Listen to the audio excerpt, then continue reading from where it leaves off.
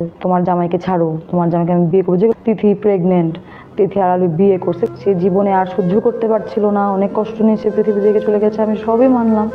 But আমি তো তাকে গিয়ে মারিনি। আমার রিজিকে হাত দিতে কিন্তু মানুষ, আমার যে রুটি রুজি, হ্যাঁ আমি কিন্তু আর কিছু করি না।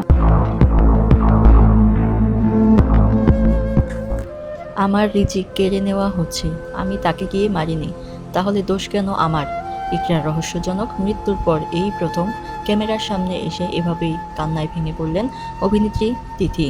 আলভি আর ইকরার সাজানো সংসারে কি তবে তিথি ছিলেন বিষ ভরা?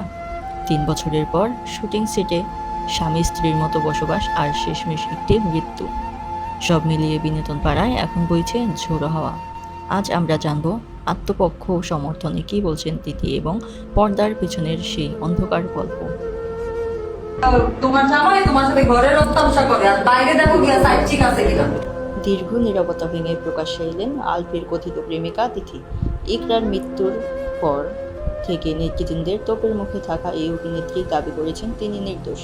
তিথির ভাষ্যমতে ইকরাকে তিনি নিজ হাতে মারেননি, বরং ইকরার এই চরম সিদ্ধান্তে তিনি নিজেই ফেঁসে গেছেন। তবে প্রশ্ন উঠেছে অন্য জায়গায়। তিথি দাবি করেছেন আলফি তাকে বাসা ভাড়া করে দেননি, বরং নিজের কষ্টের উপার্জনেই তিনি চলেন। কিন্তু প্রশ্ন হলো, নাটক পাড়ায় নায়কের তো অভাব নেই, তবে কেন টানা 3 বছর ধরে শুধুমাত্র আলভির সাথেই তাকে অভিনয়ে দেখা গেল? কেন আলভির স্ত্রী ইকরা বারবার আপত্তি করা সত্ত্বেও তিথি আলভির পিছু ছাড়েননি? তিথির মতো মেয়েরা হচ্ছে অনেক বেশি কুলাঙ্গার। যে যখন ওনারা শুটিং এ যেতেন ওনারা রুম লক করে থাকতেন ঘন্টার পর ঘন্টা। অনেকেই বলছেন নাটকের ছেটে আলভি এবং তিথির সম্পর্ক ছিল অনেকটা স্বামী স্ত্রীর মতো, যা নিয়ে ইকরার সংসারে গত 3 বছর ধরে চলে আসছিল তুমুল অশান্তি। এমনকি এই পরকীয়া নিয়ে তিথি এবং ইকরার মধ্যে একাধিকবার ঝগড়া এবং কথা কাটাকাটি হয়েছে। তিথি ক্যামেরার সামনে নিজেকে ভালো বন্ধু দাবি করলেও বাস্তবতা বলছে ভিন্ন কথা। অভিযোগ আছে আলফিকে প্রতিদিন ফোন করে নিজের কাছে টেনে নিতেন তিথি। শুটিংয়ের নাম করে দিনের পর দিন দুজনে একসঙ্গে গায়েব হয়ে যেতেন। অথচ আজ ইকরার মৃত্যুর পর তিথি বলছেন তাকে নাকি সবাই ভুল বুঝিয়েছে। আমি কোনো অপরাধ করি নাই, আমি তো কাউকে গিয়ে মেরে ফেলি নাই। একটা মানুষ নিজে আত্মহত্যা করেছে, তার অনেক কষ্ট, অনেক দুঃখ, অনেক কিছু আছে, আই অ্যাডমিট, আমি মানলাম। সে জীবনে আর সহ্য করতে পারছিল না, অনেক কষ্ট নিয়ে সে পৃথিবী থেকে চলে গেছে, আমি সবই মানলাম।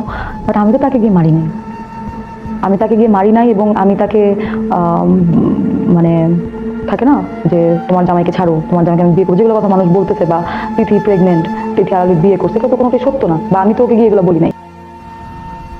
নিজের ক্যারিয়ার নিয়ে শঙ্কিত তিথি বলেন, আমার রিজিকে হাত দিয়েছে, আমি অভিনয় করে খাই, এখন আমি কিভাবে বাঁচব? এদিকে নিজের জীবন নিয়ে ভয়, অন্যদিকে ক্যারিয়ার হারানোর আতঙ্ক, সব মিলিয়ে তিথি এখন কোণঠাসা। অন্যদিকে আলফির সাথে শেষ দেখা হয়েছিল এয়ারপোর্টে, এরপর আর কোনো যোগাযোগ হয়নি বলে দাবি করেন তিথি। কিন্তু প্রশ্ন রয়ে যায়, যে সম্পর্কের জোরে একটি প্রাণ ঝরে গেল, সেই দয় কি কেবল বন্ধুত্বের আড়ালে ঢেকে রাখা? হচ্ছে ইকরার সাথে রেগুলার কানেক্টেড, ওরা কিন্তু মেসেঞ্জার থেকে অনেক স্ক্রিনশট নেওয়ার জন্য প্রস্তুত ছিল, যেগুলো তারা প্রচার করবে বা আপুর কথা কিছু আসছে, ডিসেবল করে ফেলছে, কিছু কিছু কিন্তু আসছে যে উনি শেয়ার করছে। এবং সেখানে ওই অভিনেত্রীর নামটাও ক্লিয়ারলি তার ওয়াইফ বলেছে যে এই অভিনেত্রীর সাথে অমুক জায়গায় তাকে দেখছে, অমুক সিচুয়েশনে তাকে ধরছে, এবং এটা নিয়ে অনেক ঝামেলা তাদের মধ্যে ছিল। তো এইটার কিন্তু স্টেটমেন্ট অলরেডি ওনারা দিয়েছেন যে ইকরাবু ওনাদেরকে শেয়ার করেছেন, যেহেতু ওনারা অনলাইন প্ল্যাটফর্মে অনেকেই জানিয়েছে। মৃত্যুকে দুর্ঘটনা নাকি দীর্ঘদিনের মানসিক যন্ত্রণার এক করুণ পরিণতি? আর তিথির এই সাফাই কি সাধারণ মানুষ গ্রহণ করবে?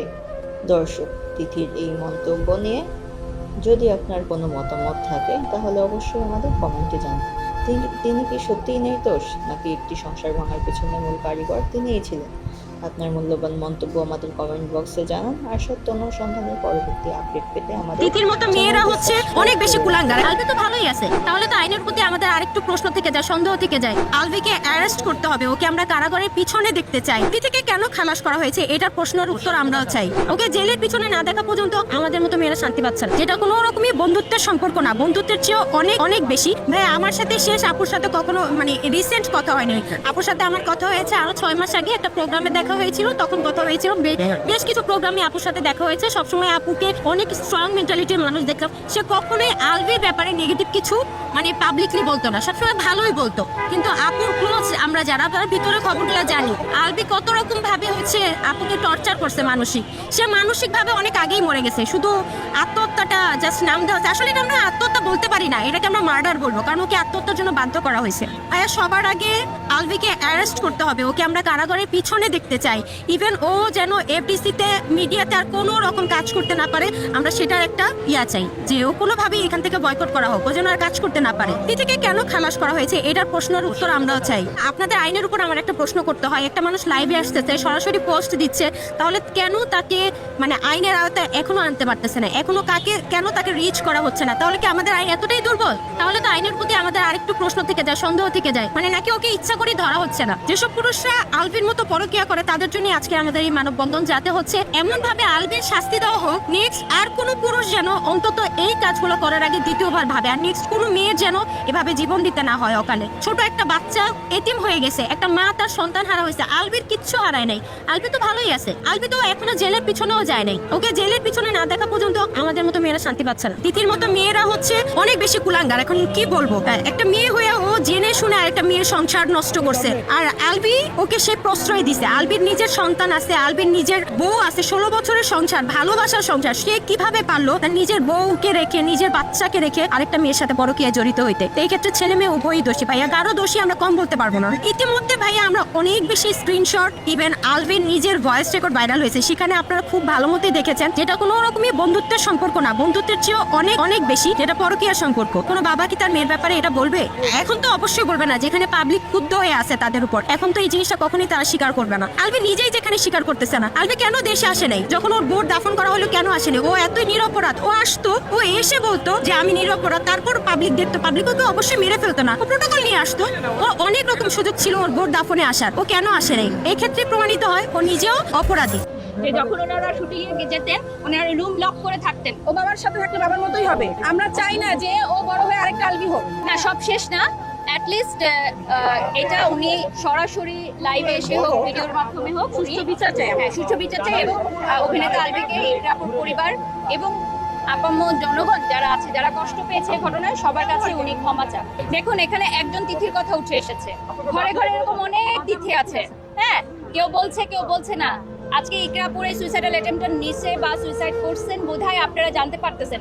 দেখেন এখানে আশেপাশে অনেক মেয়েরা আছে যারা সংসার করতেছে, বাচ্চার কথা চিন্তা করতেছে এই সিচুয়েশনটা নিয়ে। আপু নিজেও 4 বছর এটা নিয়ে সাফার করতেছে। এটা ওরা যারা ক্লোজ, আপু 4 বছর এটা জেনেও সাফার করতেছে। আপু ভাবছে যে বাবু হইলে, একটা বাচ্চা হইলে আমরা চিন্তা করি যে বাবা ভালো হয়ে যায়, একটা ছেলে মানুষ ভালো হয়ে যায়, বাট ভাইয়ার তারপরও ভালো হয়নি। আমি তারপরও তাকে ভাইয়া বলতেছি, মানে কি বলবো, আমার বলার ভাষা নাই। সে তারপরও ভালো হয়নি। আমরা চাই তার সুষ্ঠু বিচার। আমরা সবাই চাই ওরা নানার কাছে থাকুক, কারণ আমরা চাই না যে ও বড় হয়ে আরেকটা আলবি হোক। আমরা চাই না ও বড় হয়ে আরেকটা আলবি হোক। ও বাবার সাথে থাকলে বাবার মতোই হবে, আমরা এটা চাই না। কারণ সে তো ছিলই না, তাকে মা পালছে। সে কি ছিল? সে অনেক ব্যস্ত থাকে, সে ব্যস্ত থাকে, সে তো থাকে না। স্বাভাবিক, এটা সে অনেক ব্যস্ত। আর আমরা এটা চাই ভাইয়া যেন মিডিয়াতে না থাকতে পারে। হ্যাঁ, মিডিয়া থেকে বয়কট। অভিনেতা আলবি উনি নিজেই এটা স্টেটমেন্ট দিয়েছেন যে ইকরাপুর ওনার কাছে ডিভোর্স চেয়েছিলেন, তাহলে হতে পারে সত্য, হতে পারে মিথ্যা।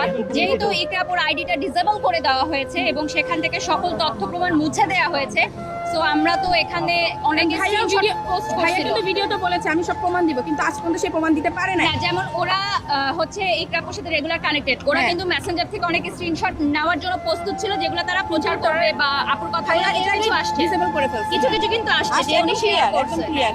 এবং সেখানে ওই অভিনেত্রীর নামটাও ক্লিয়ারলি তার ওয়াইফ বলেছে যে এই অভিনেত্রীর সাথে অমুক জায়গায় তাকে দেখছে, অমুক সিচুয়েশনে তাকে ধরছে, এবং এটা নিয়ে অনেক ঝামেলা তাদের মধ্যে ছিল। তো এইটার কিন্তু স্টেটমেন্ট অলরেডি ওনারা দিয়েছেন যে ইকরাপু ওনাদেরকে শেয়ার করেছেন, যেহেতু ওনারা অনলাইন প্ল্যাটফর্মে অনেকেই জানিয়েছে। দেখুন একজন মৃত মানুষকে নিয়ে তো আমরা এখানে কথা বলবো না, যেটা উনি বলেছেন ওনার ভিডিওতে যে ইকরাপুর অনেক বদ অভ্যাস ছিল।